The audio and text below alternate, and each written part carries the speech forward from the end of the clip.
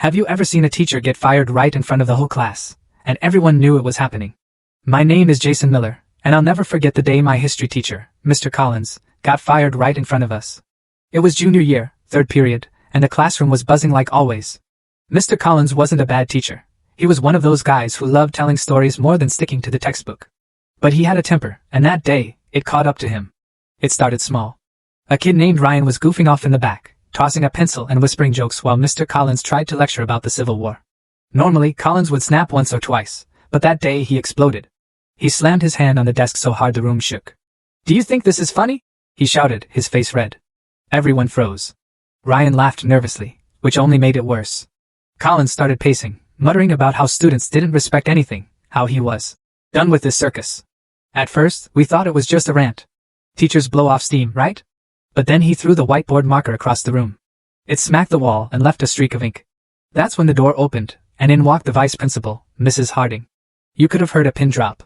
She didn't even knock, she just marched in, arms crossed. "Mr. Collins, I need you to step outside." But he didn't. He laughed bitterly and said, "No, let's do this here. They should see what it's like when a teacher finally gets fed up." My stomach dropped. This wasn't a scolding. This was the real thing. Mrs. Harding's voice was calm but firm. "That's enough. Collect your things."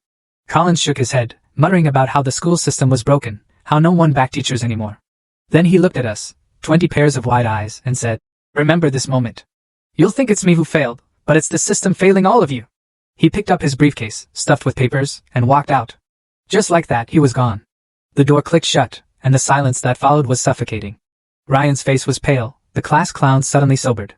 Even the kids who never cared about school sat frozen. By lunch, the story spread like wildfire. Everyone in the building knew Collins had been fired, and by the end of the week, we had a substitute. No one ever saw him again. His name wasn't mentioned in staff meetings, and it felt like the school wanted us to forget. But we couldn't. For me, it was the first time I realized how fragile authority can be. Teachers seemed untouchable, like they were above the chaos of teenage drama. But that day proved they were human, flawed, stressed, capable of breaking right in front of us.